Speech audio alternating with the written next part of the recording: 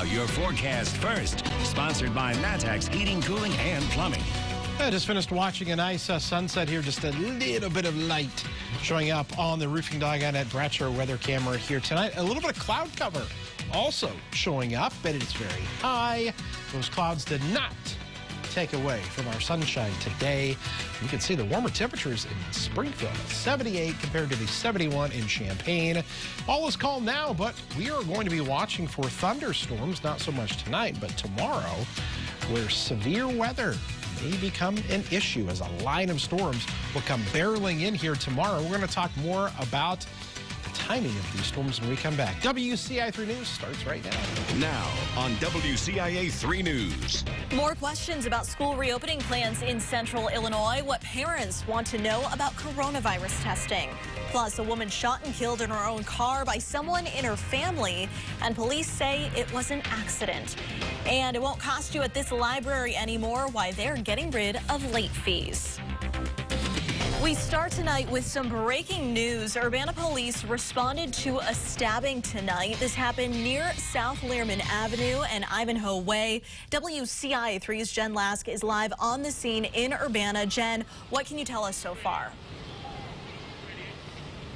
Well, Jessica, within the last few minutes, more officials are showing up to the scene, including a canine. They are focusing on that unit toward the back on the right side. When we first got to the scene, that had started off with the crime scene focus just there. They have since expanded to this area where you see all of the crime scene tape. Now, we know at least 2 people were stabbed, and at least one of those people was taken to a hospital. Now, we are working to learn the conditions of the victims in this stabbing and if there are any suspects in custody. When we get the latest information on that, we'll let you know.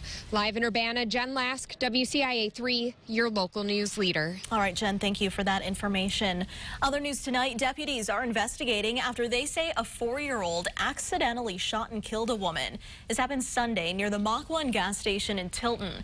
Deputies say the child found a gun in the backseat of a car and fired it through the back of Marita Heil's seat and into her back. She later died at the hospital. We talked with the owner of BFF Firearms in Danville today. He says it's important that people know how to use and store a gun out of reach when there are children around. There's multiple different ways to store it without it being out accessible to young children. Like there's safes that you can put in your vehicle that are only biometric or combination safes. Investigators say Heil and the child were related in this case. They would not say who owns that gun at this point. Champaign police are investigating a shooting. A 31-year-old man was hurt last night near Joanne and Kirk Lanes. Officers found bullet casings in the road. They also saw damage to parked cars. The victim says he was at a gathering in a yard when someone came up and started shooting. A white Chevy Malibu was spotted speeding away from the scene. That victim is expected to be okay.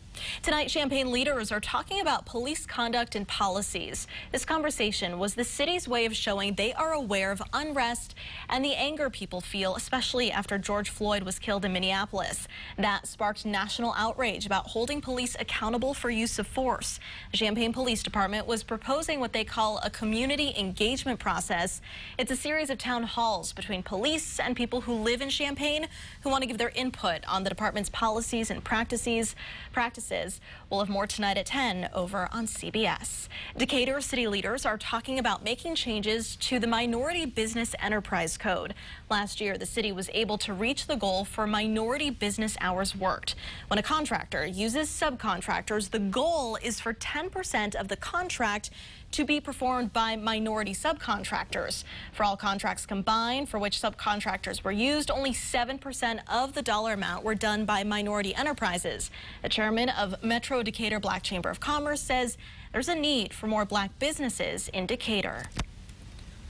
The city of Decatur needs to foster a better environment to be inclusive, to encourage diversity, to ensure that African American businesses are here. It was proposed the goal could be met by the purchase of goods, materials, and equipment through minority enterprises. Urbana's school board held its first meeting since announcing its tentative reopening plan. This was supposed to be a special meeting about Thomas Paine, but some parents used the time to share concerns about reopening. The district is recommending a blend of remote and in-person learning by splitting students into two groups. Leaders are still looking into whether or not they can allow families to opt for entirely remote learning. Teachers are also asking for more clarity. Board members read an email from one who wants more information about plans for COVID-19 testing. Is USD 116 pursuing joining with the University of Illinois to have COVID-19 testing capacity and to trace contacts? My understanding is that the app used by the U of I is open to the public. What is USD 116's COVID testing capability? Will staff and students be tested on site? This comes as Champaign superintendent announced today that U of I reached out to that district to offer help with testing.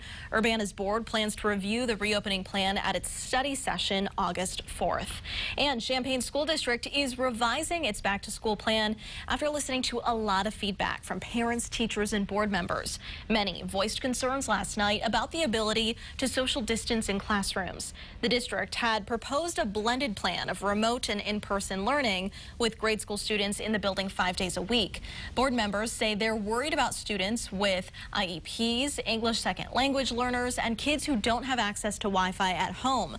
Those were some of the most disconnected students in the spring, and Superintendent Susan Zola says they're looking at ways to either help them learn remotely this fall or safely in person.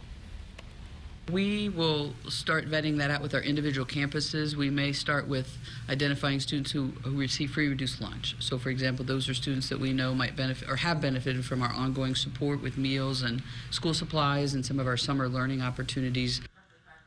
Zola says they plan to find out if those students have access to Wi-Fi or need Chromebooks for the fall. They passed out 3,000 this spring. The district received more than $2 million from the CARES Act. They plan to put that toward technology and hotspots for families. We have some new information. The Trump administration rescinded a rule that would have required international students to transfer or leave the country if their schools held classes entirely online. The administration was facing 8 federal lawsuits and opposition from hundreds of universities. A U.S. district judge says federal immigration authorities agreed to pull the directive and, quote, return to the status quo. There are just over 700 new coronavirus cases in Illinois, bringing the total to over 155,000. 25 more people have died. There have been 7,200 deaths in Illinois. Here's an update for you. Peoria Charter still needs your support to stay in business. The pandemic caused several cancellations starting in March, and the company lost $3 million in revenue. It has seen a 99% reduction in business. Peoria Charter also did not get any federal aid. What's so shocking is to us in the motor coach industry is why have we not gotten any? We've gotten zero. We've gotten no recognition. There is a form on their Facebook page right now. They say when people fill it out, an email will be sent to senators asking them to support a bill to help save their industry. We have an update from 6. Plans for a wind farm in DeWitt County will move forward. The county board voted tonight on the Alta Farms wind project. This was the second time board members considered it. It was denied in April last year because the board thought the project was incomplete. It proposes to add 66 turbines and is estimated to cost close to $300 million. Tradewind officials say this second permit includes a year's worth of additional developments and improvements. Some good news for library lovers. The Champaign Public Library will soon waive all late fees. This applies to books, video games, and CDs. You'll still receive reminders about late items, but you won't be charged a quarter a day. They hope that removing those fees will help get more people using the library. I think people will love it, and we will love welcoming people back to the library who may have been hesitant to come back because they owed fees or they worry about owing fees in the future. So we think this is going to bring about more people using the library, getting library cards, and more kids using the library. The director says late fees from the past will be waived. The board of directors is scheduled to finalize the decision tomorrow. That waiver kicks in August 15th. A trooper rescues an animal in our bright spot tonight. Plus, Disney in one part of the world is closing again because of COVID-19. And a quiet, calm night in central Illinois. That's a look in Gibson City, where that quiet night continues. Recap of today, 84 and 61, not bad, with the temperatures very close to normal. But we've got to talk about severe storms, the timing and threats, and how that humidity is going to be returning coming up. First, your weather quiz. Lightning deaths this year have occurred in 5 states. Which one of these states does not have one of those lightning deaths? Florida, Texas, Colorado, or Oklahoma? We'll have the correct answer in your forecast when we come back.